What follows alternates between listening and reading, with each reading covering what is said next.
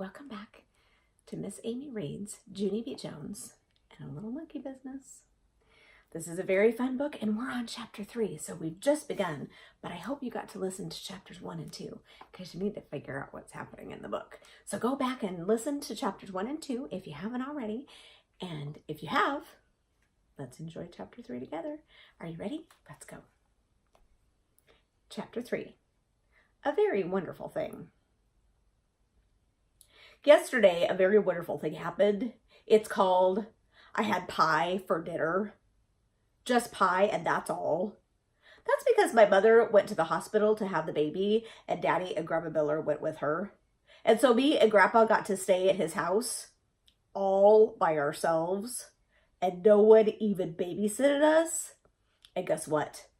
Grandpa smoked a real live cigar right inside the house, and Grandma didn't yell, "Go outside with that thing, Frank." After that, my grandpa gave me a piggyback ride, and he let me put on Grandma Miller's new hat with her long brown feather. And also, I got to walk in her red high heels. Only then, I fell down in the kitchen, and so I quick took them off. "Hey, I could crack my head open with these dumb things," I said very loud. After that, I opened up the refrigerator because I was hungry from playing, that's why. "Hey, guess what? There's a big fat lemon pie in here, Frank," I hollered. So then Grandpa Miller got down 2 plates. And then me and him ate the big fat lemon pie for our dinner. Just pie, and that's all. And we're not even going to get in trouble because we're going to tell Grandma that her cat ate it. And here's another very funny thing. I got to sleep in Grandpa Miller's guest room. First, I put on my PJs with the feet in them, and then Grandpa watched me brush my new front tooth, and he tucked me into the big guest bed. "Sweet dreams, Junie B," he said. Except for then, I got a little bit of scared of me. "Yeah, only guess what, Grandpa?" I said. "It's very dark in this big room, and so there might be a hidey things in here." Grandpa looked all around the room, and also in the closet.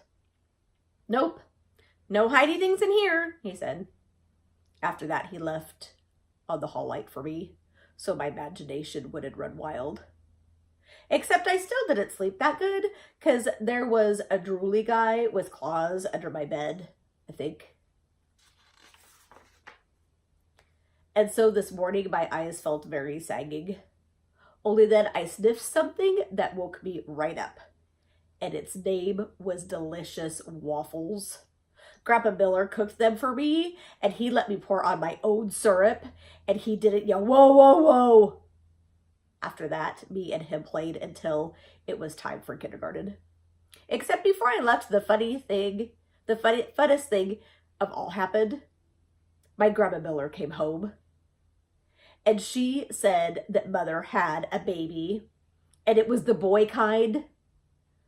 Then me and her and my grandpa all did a big giant hug, and Grandma Miller picked me up, and she swinged me in the air. "You're just gonna love him, Junie B," she said. "Your new brother is the cutest little monkey I've ever seen." Then my eyes got very wide. "He is? Really?" I said. Grandma Miller put me down. Then she started talking to my grandpa. "Wait till you see him, Frank," she said. "He's got the longest little fingers and toes." I tugged on her dress. "How long, Grandma?" I said. "Longer than mine?" But Grandma just kept on talking. "And his hair, Frank, my word, he's got oodles and oodles of thick black hair." I pulled on Grandma's arm. "How come, Grandma?" "How come he's got hair?" I asked. "I thought little babies were supposed to be baldies." But still, my grandma didn't answer me. "And he's big too, Frank. He's much bigger than any of the other babies in the hospital. And you should feel how tightly he grabs onto your finger when you..." Just then I stamped my foot very hard. Hey, I want some answers down here, Helen. He's my baby too, you know. Grandma Miller frowned at me, because I'm not supposed to call her Helen, I think. Sorry, I said kind of quiet. Then Grandma Miller bended down next to me, and so I didn't have to yell anymore. Are you telling the truth, Grandma? I said. Is my brother really the cutest little monkey you ever saw? For really honest and truly? Then Grandma Miller hugged me very tight. Yes, little girl, she whispered in my ear. For really and honest and truly. After that, she picked me up again, and me and her twirled all around the kitchen.